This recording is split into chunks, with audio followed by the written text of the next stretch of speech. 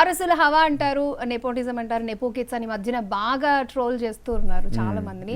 Like అంటే ఏదైనా దీంట్లో మనం వెళ్ళాలంటే మనకు ఒక సపోర్ట్ కావాలి. సో మీకు బ్యాక్ బోన్ మీ ఫాదర్. సో ఇలా కమెంట్ చేసే వాళ్ళ గురించి మీరు ఏం చెప్పాలనుకుంటున్నారు? లైక్ అంటే మీకేంటి సొంత ప్రొడక్షన్ హౌస్ ఉంది, ఆయన సినిమాలు చేసుకుంటాడు, ఆయనకు బ్యాక్ బోన్ ఉంది, ఆయన ఏదైనా నిలదొక్కగలడు, ఆయన వచ్చి ఆల్రెడీ 10 years అయింది, ఆల్మోస్ట్ 10 films వరకు చేశారు అని అంటూ ఉంటారు కదా. సో అది ఫస్ట్ ఆఫ్ ఆల్ నేను నెపో కిడే కాదు, ఎందుకంటే నెపో కిడ్ అంటే ఫస్ట్ మీనింగే తెలియదు. చాలా మంది నెపోటిజం ఊరికి వాడతారు కానీ వర్డ్ నెపోటిజం అంటే మీనింగే తెలియదు. వెళ్ళి గూగుల్ చేసుకోమని చెప్పాలి ఫస్ట్. నెపోటిజం అంటే ఒక ఆల్రెడీ ఒక స్టార్ ఇమేజ్ ఉన్న వాళ్ళకి ఒక ఫ్యాన్ బేస్ ఉంటుంది.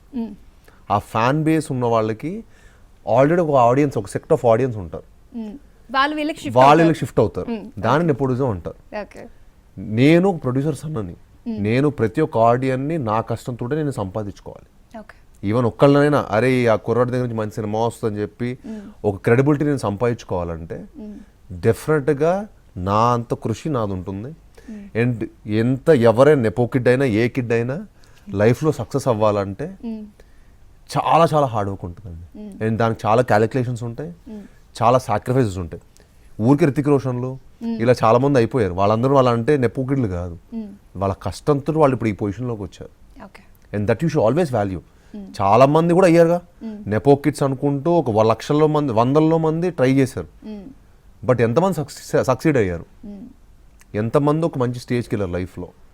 ఎప్పుడైనా సరే గుడ్ సైడ్ చూడాలండి. నెగిటివ్ చూసారనుకోండి ఎప్పుడు నెగిటివ్గానే కనిపిస్తుంది. పాజిటివ్ చూస్తే ప్రతి ఒక్క